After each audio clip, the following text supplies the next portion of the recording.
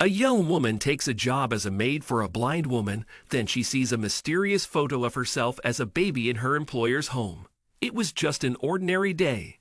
Leah Salsburg came home from school and dropped her bag.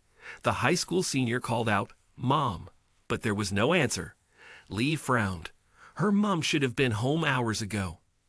Then Leah walked into the family room and found her mom splayed on the floor, unconscious. As she knelt at her mother's side and reached for her phone to call 911, Leah knew her carefree days were over. Leah's mother had a stroke, and it left her with severe limitations.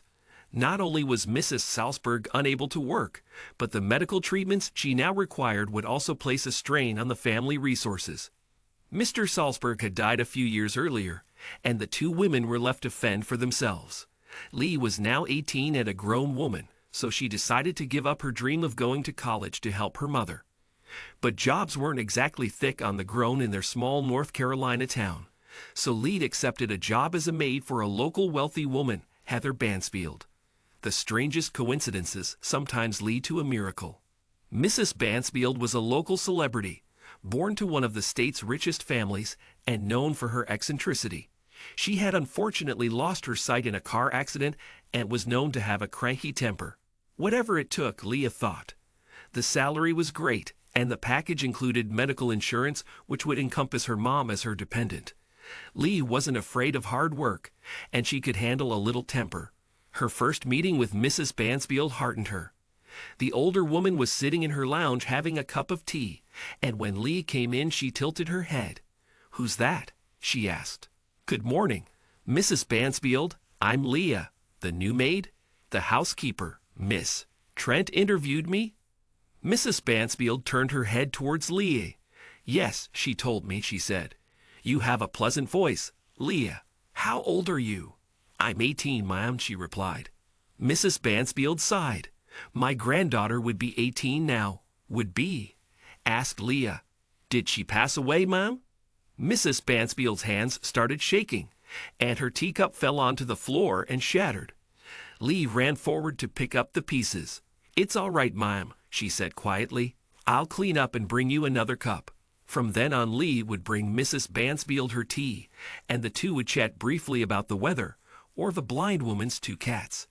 Leah felt sorry for Mrs. Bansfield, her sadness, and her loneliness. She was sure the blind woman was mourning a tragedy, but she never imagined it would affect her. A few weeks after she started working for Mrs. Bansfield, the woman locked herself in her room. Mrs. Trent told Leah to stay away. "It's the anniversary of her daughter's death, Leah, and she always locks herself away." "I didn't know her daughter had died," Leah exclaimed. "I thought it was the granddaughter." Mrs. Trent shook her head sadly. "No, Darlene, Mrs. Bansfield's daughter, got mixed up with a bad lot, drugs and drink, and she fell pregnant," she said. "By the time Mrs. Bansfield found Darlene, the child was gone. Darlene had given her away for adoption when she discovered she had AIDS. Mrs. Bansfield stayed by her daughter's side, but she never found her granddaughter.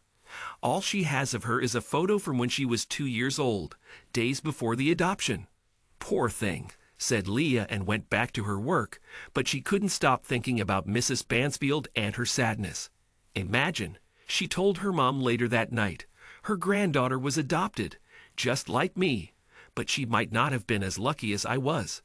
Leah's mom hugged her daughter. "Honey, I'm the one who was lucky to get you for a daughter." Leah hugged her mom back. It was worth all the hard work in the world to help her mom. The next day, Leah was cleaning the ground floor when she heard a crash upstairs in Mrs. Bansfield's room. She called out to Mrs. Trent, but there was no answer, so she knocked on the door of Mrs. Bansfield's room. She heard the blind woman sobbing inside, so she walked in and saw her kneeling on the floor trying to pick up a picture frame that had fallen over. She helped Mrs. Bansfield back into her chair, then knelt to pick up the frame. When she saw the photo in the pretty silver frame, she was stunned. The snap showed a pretty toddler with her curls in a ponytail. "That's me," she gasped. "Where did you get this?" "You?" asked Mrs. Bansfield. "What do you mean that's you?" "It's a photo of me," Leah said. "It's me, even the little mole I have on my chin." The blind woman reached out and placed her hands on Leah's face. "It can't be," she whispered. You're not adopted, are you?" "Yes, I am," whispered Leah. "My mom and dad adopted me when I was 2. Mrs. Bansfield was clinging to Leah and sobbing. "Oh, sweet baby," she cried. "God sent you to me." Leah was shocked and afraid, and most of all she didn't want to upset Mrs. Bansfield. Leah brought Mrs. Bansfield some chamomile tea and held her hand until she fell asleep. That night she told her mother the whole story. "I think she is my grandmother," she said. "Maybe." The next day, Mrs. Bansfield asked Leah to agree to a DNA test to confirm her identity.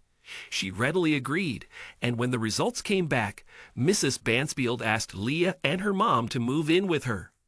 "My money is your money," Mrs. Bansfield said to Leah. "Whatever your mother needs, I'll pay for. But you're going to college." Leah and her mother found themselves pampered and beloved by a woman who'd given up the dream of having a family.